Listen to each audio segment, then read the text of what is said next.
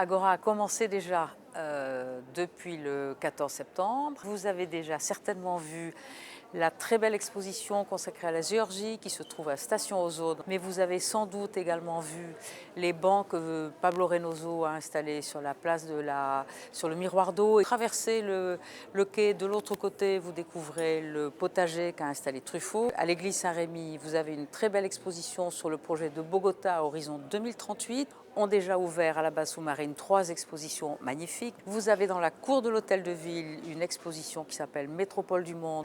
Et quand vous entrez dans les salons de l'hôtel de ville, magnifique exposition du designer belge Van Severen. Mais aujourd'hui c'est le grand jour, c'est le hangar 14 qui vient d'ouvrir avec l'exposition de Basmet et au rez-de-chaussée des dizaines et des dizaines de vidéos, des centaines d'arbres, des centaines de jeux et de choses. Tout le monde peut venir, puis vous allez découvrir en fait ce que sera, ou du moins les éléments qui vont permettre de construire un projet métropolitain. Vous allez sur agora.fr, vous allez au H14 où il y a des programmes, vous allez à la librairie Mola où il y a des programmes et je vous souhaite un très bel Agora. Une sorte de recherche sur le rôle du paysage, l'ambition du paysage, avec 5 films sur Hong Kong, Singapour, Bordeaux, Bruxelles, Hyderabad.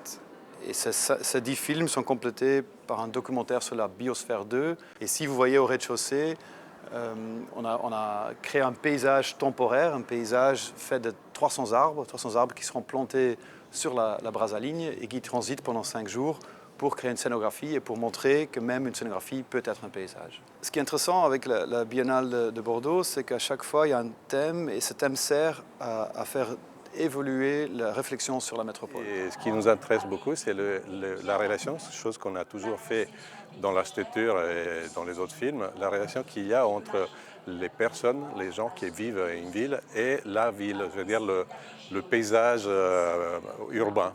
Alors la relation qu'une ville a avec ses habitants devient, à notre avis, de plus en plus faible. L'identité de l'homme qui vit dans une ville est toujours de plus en plus faible. Ça parce que la ville se transforme beaucoup et se transforme dans une sorte d'uniformation des villes, de sorte de ville un peu répétée. Pour l'agence d'urbanisme, la Urba, le paysage, c'est finalement ce qui permet de comprendre la métropole contemporaine, avec un espace fragmenté, avec des trames vertes, avec de la nature en ville. Et finalement, c'est ce qui relie le paysage. C'est ce qui permet de trouver des continuités là où on pourrait considérer qu'il y a des discontinuités.